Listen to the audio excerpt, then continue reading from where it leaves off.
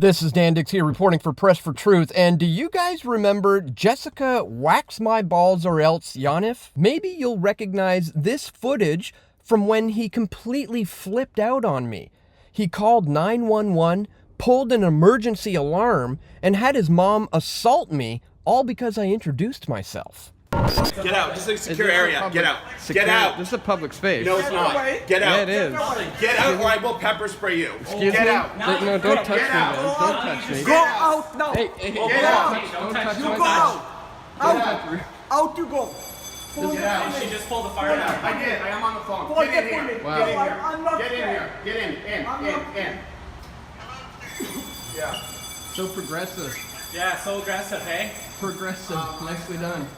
He then got Twitter to block me out of my own personal account, and they deleted my viral tweets where I simply said that a man is not a woman. Because in case you didn't know, this of course is the case of a guy who tried to sue a waxing salon for refusing to touch his genitals. He even tried to claim discrimination against a gynecologist for refusing to see him. Just think about that for 1 second.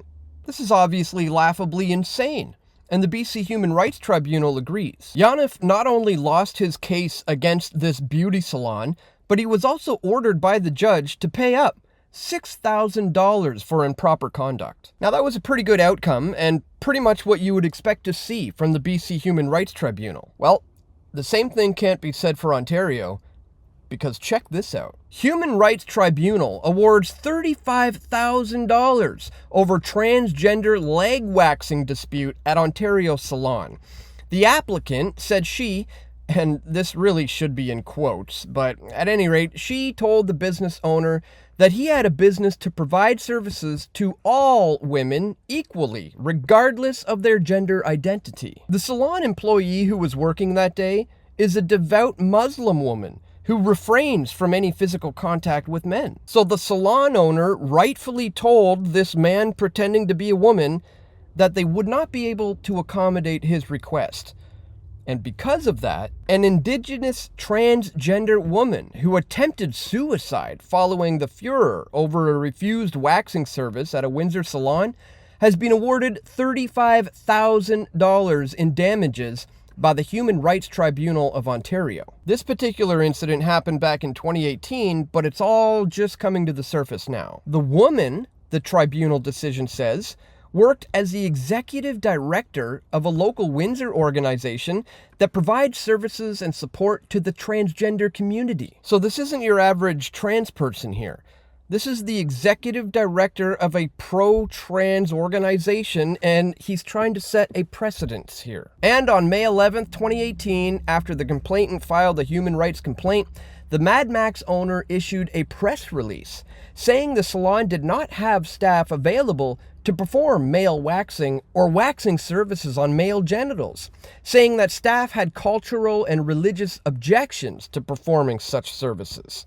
This led to media coverage of the disagreement and claims of discrimination. In the end, the tribunal found that the repeated mention of and questioning about AB's genitals and the misgendering of the applicant suggested discrimination was a factor in the denial of leg waxing services. Now here's where things get really crazy. The applicant testified that the media comments made her want to hide and even detransition because she feared for her safety. Even though she is a well-known transgender activist in Windsor, she had never previously discussed her genitals publicly, and the salon's comments opened up a non-consensual public conversation about them.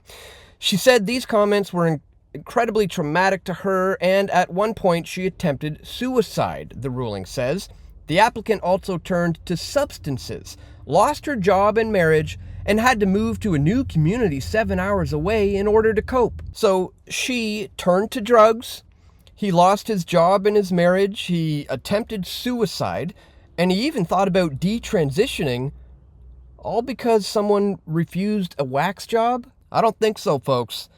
This person needs serious help with their mental delusions. But according to the Ontario Human Rights Tribunal, he's not the one who needs help. The applicant was ordered $35,000 in compensation, and the salon staff were ordered to complete human rights code training. That is so messed up and completely backwards that I'm almost at a loss for words. But at this stage, it's not even surprising anymore.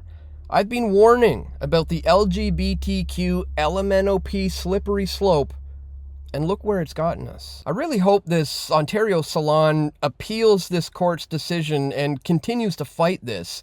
I certainly will continue to keep you up to date if that is the case. But for now, I figured I'd bring this to your attention, so if you appreciate my efforts to do so, please take 1 minute today to contribute to my efforts financially at pressfortruth.ca/donate. Thank you so much to everybody who does contribute to my efforts here to continue to press for truth. Thank you so much, everyone. Please don't forget to click that thumbs up button, share this video, and stay tuned, guys. We're going to have more video reports coming soon, God willing.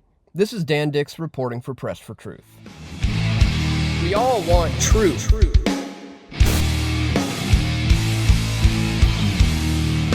The truth will set you free.